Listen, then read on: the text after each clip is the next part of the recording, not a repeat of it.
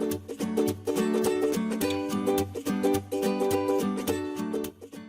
the previous video, we have seen how to apply Gauss law for a line charge, surface charge, and a point charge. Now let us see how to apply Gauss law to a uniformly charged sphere. So we'll assume a uniformly charged sphere. Let us see how to find out the electric flux density inside this uniformly charged sphere as well as outside this uniformly charged sphere. So before we proceed for the actual problem, let us revise the statement of Gauss law. So as per Gauss law, if there is some charge within the closed surface here, let us say the charge is Q, then as per Gauss law, the total flux passing through this surface, it is equal to the charge enclosed. And the total flux passing through this closed surface, that we can evaluate using the integral d dot ds. So d dot ds, it is the component of the flux normal to this surface, and that we integrate over the entire surface, and that gives me the total flux passing through this closed surface, and that is equal to the charge enclosed Q. So this is the basic statement of Gauss law. Having knowledge of charge density, we can find out the total charge enclosed by carrying out the volume integral over this closed surface. So this is the statement of Gauss law. Now to apply Gauss law, we make some assumptions. So the first assumption is the surface should be symmetrical. So we choose a surface which is symmetric. The surface should be closed, or in other words, it should be Gaussian surface. So if these two conditions are satisfied, then we evaluate electric flux density over the entire surface. In that case, there are two possibilities. Either this ds, it may be normal or tangential. If ds is normal, then d dot ds, it will be constant. So it will be simply product of magnitude of ds into product of magnitude of the incremental area ds. The second possibility may be ds is tangential. So this ds may be tangential.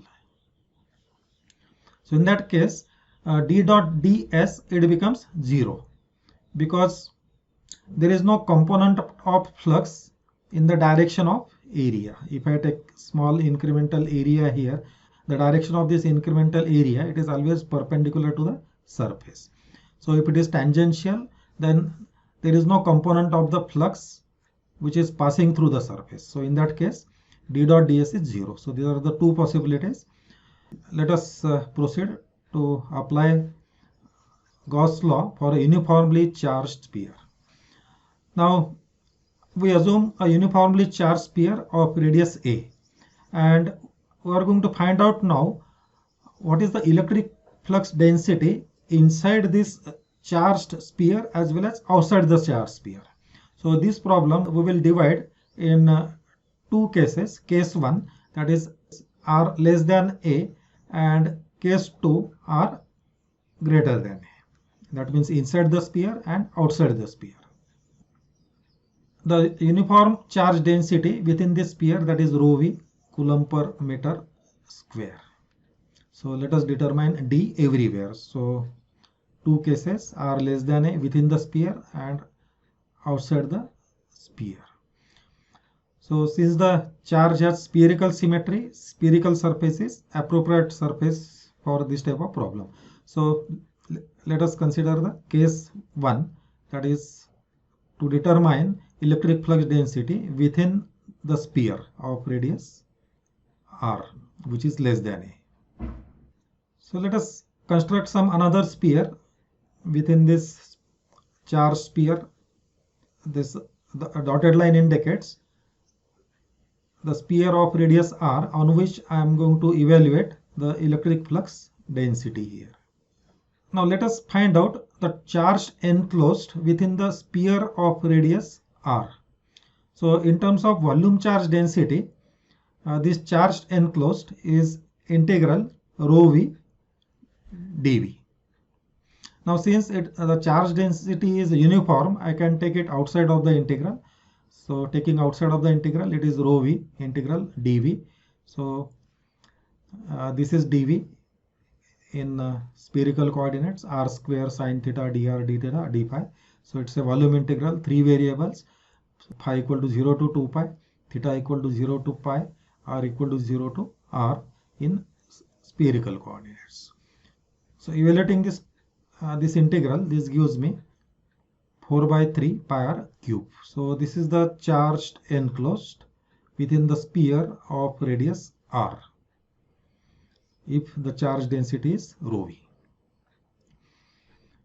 Now we will find out total flux passing through this sphere of radius r, because as per Gauss law, the total charge enclosed, it is equal to the flux, total flux passing through that surface. So we have determined total charge enclosed. Now we'll find out the total flux passing through this surface of radius r, and that is surface integral d dot ds. Now d is uniform over the entire surface of this sphere of radius r, so that's why we can take it outside of this sphere, outside of this integral. So it is dr integral ds. So evaluating this surface integral, there are two variables, phi equal to 0 to 2 pi, theta equal to 0 to pi, and this is ds, that is the differential surface area in spherical coordinates, r square sine theta dr d theta d pi. Evaluation of this gives me 4 pi r square. So this is the flux passing through the surface.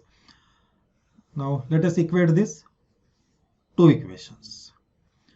So the total flux passing through the surface dr 4 pi r square is equal to the total charge enclosed, that is rho v 4 by 3 pi r cube. So equating these two equations,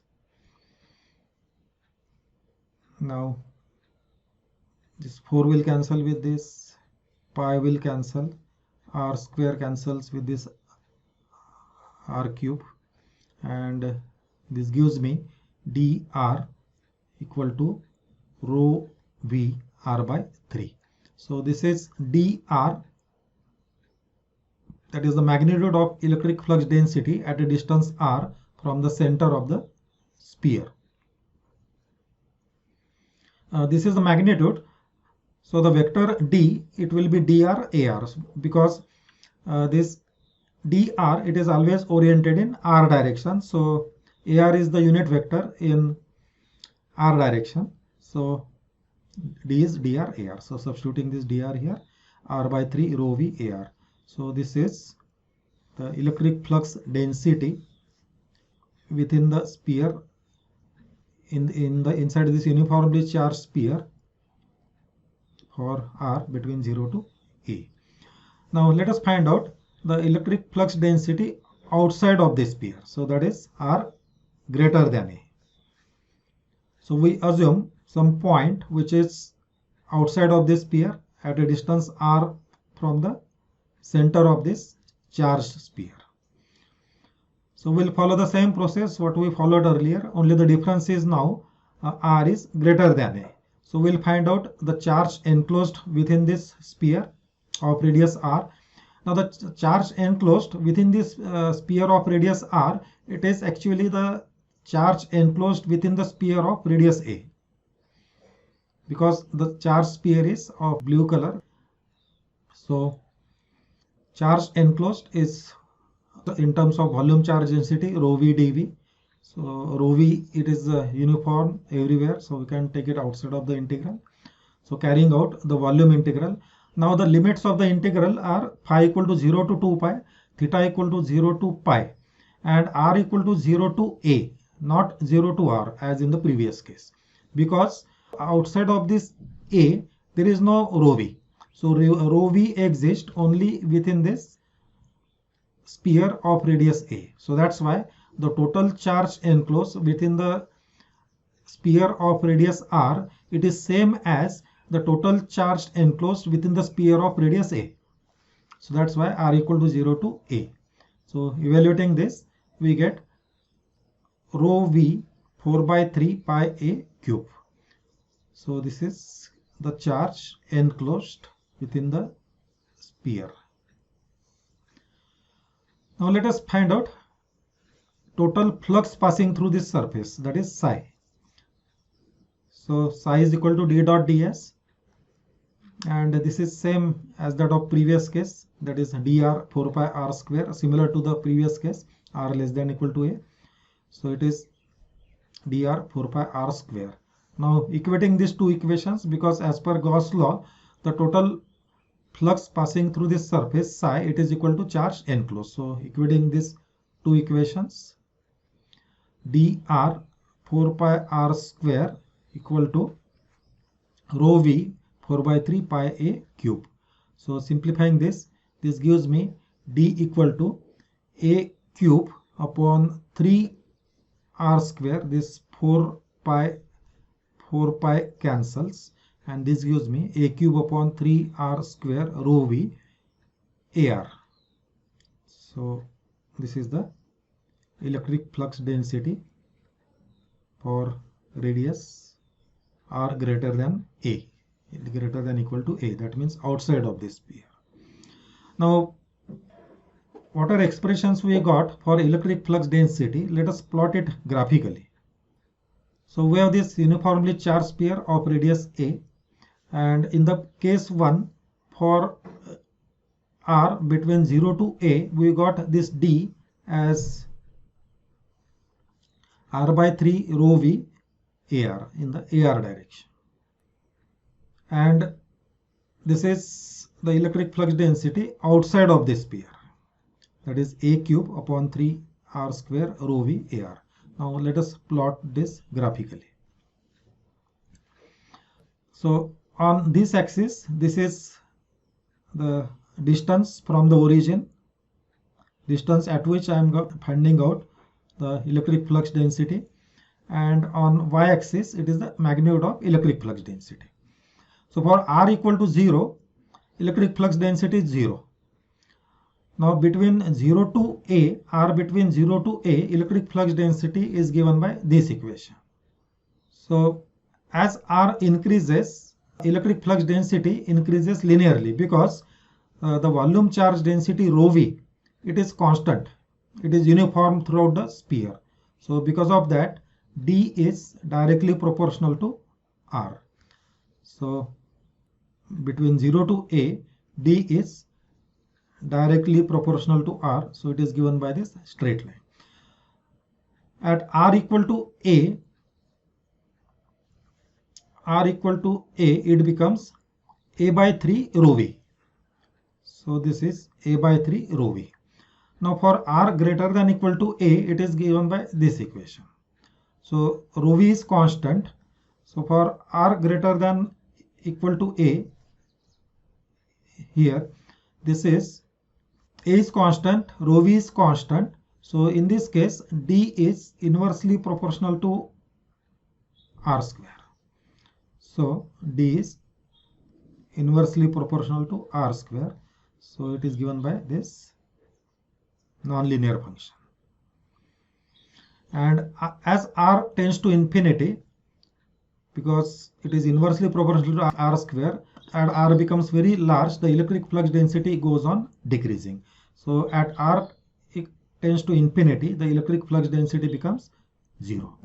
So this is the distribution of electric flux density as we move from origin towards the outside of this sphere. This is magnitude of d. So this is about the application of Gauss law to uniformly charged spheres.